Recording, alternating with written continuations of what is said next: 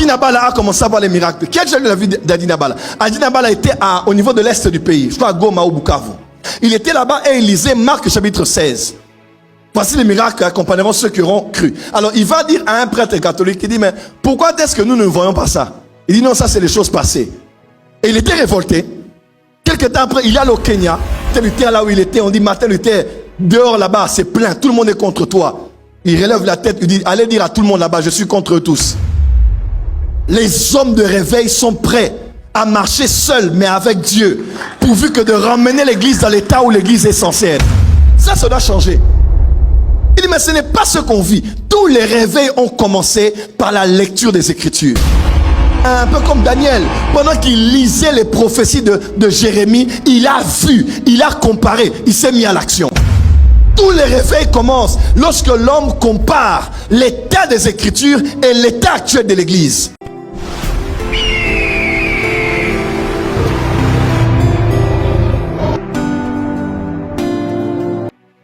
En l'an 0, Jésus est né.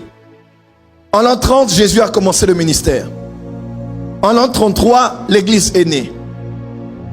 3 ans après son ministère. En l'an 70, par les Romains, on a connu la destruction du temple qu'avait prophétisé Jésus dans Matthieu 24. En 272, Constantin est né. Le 27 février. Et à la même période, on a connu la naissance de l'église catholique romaine. En 325, l'église catholique est née. On a eu le grand concile le 25 juillet 325. En l'an 600, aux environs, l'islam est né. Et en 1500, on a connu un grand mouvement qu'on appelle le mouvement de la réforme protestante. Qui connaît ça? C'était au mois d'octobre, à la fin, je crois le 30 ou le 31. On a connu, c'est la date d'anniversaire de la réforme protestante. Donc vous tous qui êtes ici, vous êtes les protestants. Nous sommes tous des enfants des protestants. Et les protestants sont des enfants des catholiques. À vrai dire, quand l'église est née, l'église était tout à fait différente. Il y avait des apôtres, prophètes, pasteurs, docteurs, évangélistes. Il y avait des saints, il y avait des diacres, il y avait tout ce qu'on a connu comme organisation. Il y a eu un moment des évêques, n'est-ce pas? Paul en parle dans 1 Timothée, Paul en parle dans Actes chapitre 19, 20, lorsqu'il parle, après avoir fait 3 ans, il parle, Dieu les avait établis comme évêques sur le troupeau des anciens. Amen, amen. Et ça, c'est les choses que l'on voit. Après, quand on dit dans l'histoire, lorsque l'église est devenue une propriété de l'État romain, l'empereur s'est fait baptiser par respect pour lui. On ne pouvait pas le baptiser, n'est-ce pas? Par immersion, on l'a baptisé en aspergeant de l'eau sur lui. C'est là où sont venus les baptêmes pour asperger. Et on a commencé à baptiser aussi les enfants venus de la royauté.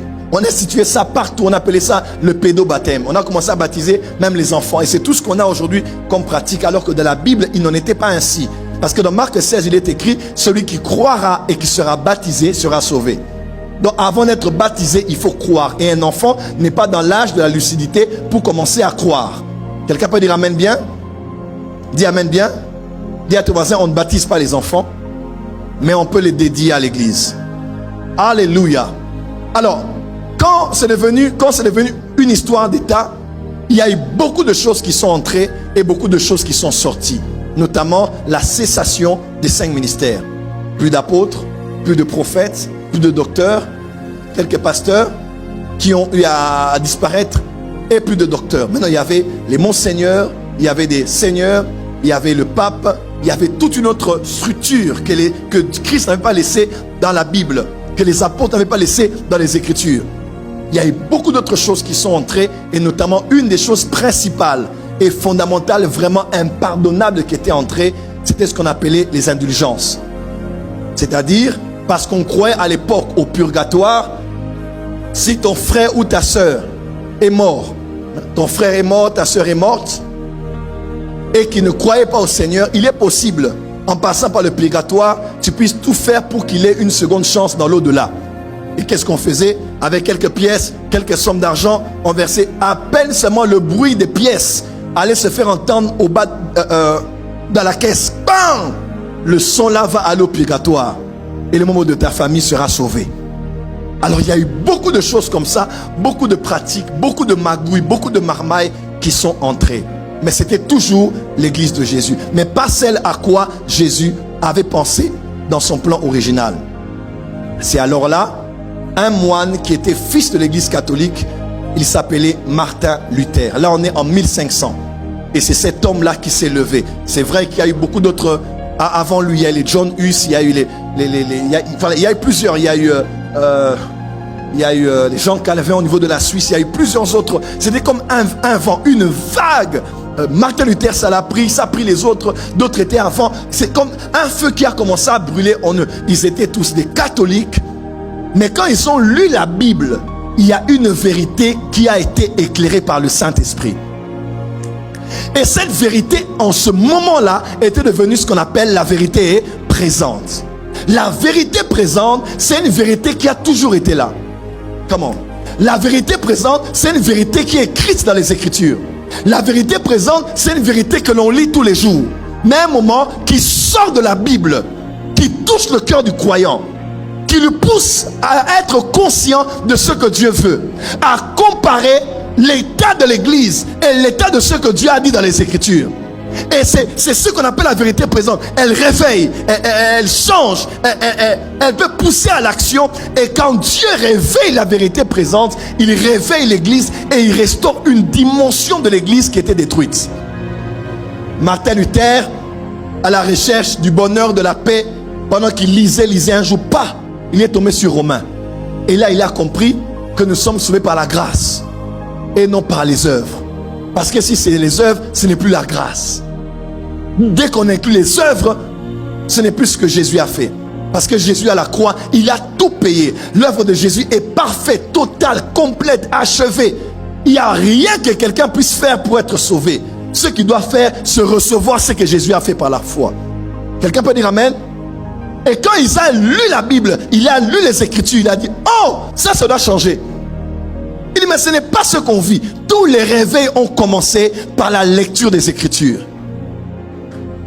Tous les réveils ont commencé par des hommes qui cherchaient Dieu dans les Écritures. Un peu comme l'Abraki Amazova, un peu comme Daniel. Pendant qu'il lisait les prophéties de Jérémie, il a vu, il a comparé, il s'est mis à l'action. Tous les réveils commencent lorsque l'homme compare l'état des Écritures et l'état actuel de l'Église. Il se met à l'action parce qu'une vérité qui a toujours été là devient la vérité.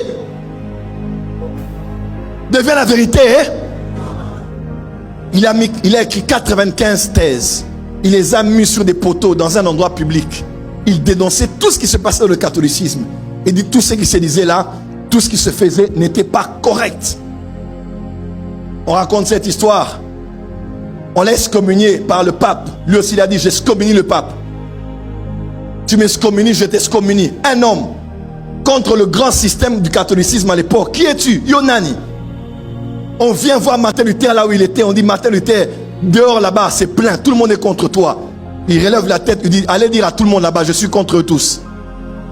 Les hommes de réveil sont prêts à marcher seuls, mais avec Dieu, pourvu que de ramener l'église dans l'état où l'église est censée être. Voilà pourquoi ma prière ce soir, tant pour ceux qui sont ici que ceux qui sont en ligne, que Dieu éclaire tes yeux de la Bible. Qu'un verset sorte de la Bible. Comment Adi Nabala a commencé à voir les miracles? Qui a déjà lu la vie d'Adi Nabala? Adi Nabala était au niveau de l'est du pays, je crois à Goma ou Bukavu. Il était là-bas et il lisait Marc chapitre 16. Voici les miracles accompagneront ceux qui auront cru. Alors il va dire à un prêtre catholique, il dit mais pourquoi est-ce que nous ne voyons pas ça? Il dit non, ça c'est les choses passées. Et il était révolté. Quelques temps après, il est allé au Kenya.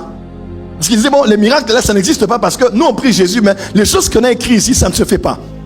Et il a appris qu'un blanc arrivait, il s'appelait Tel Osborne.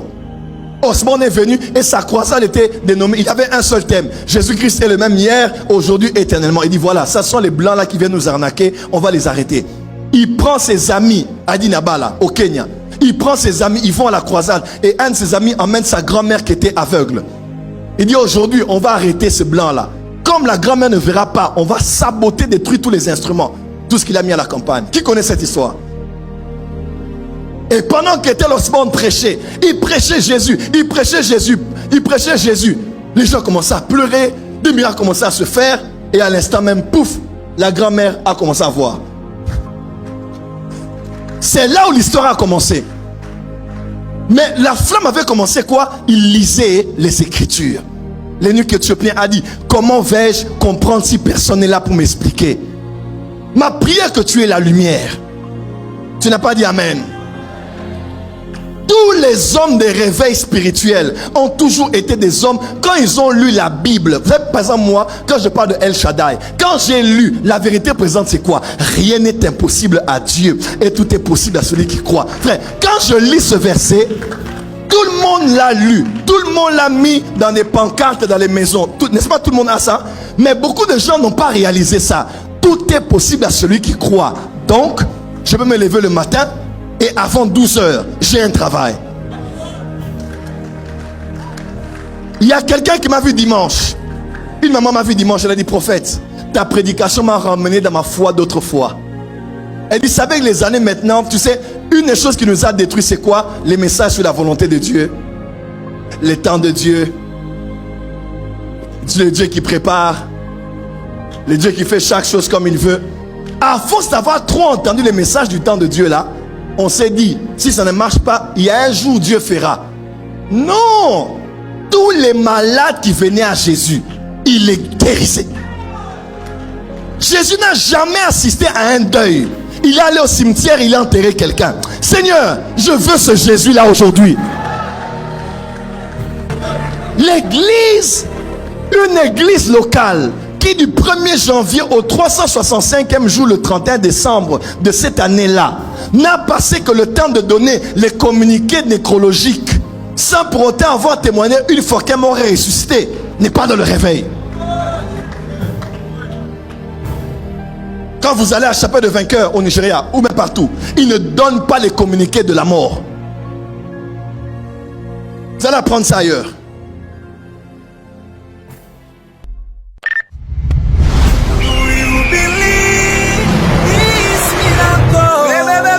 Supernatural dunamis power. Are you hearing me?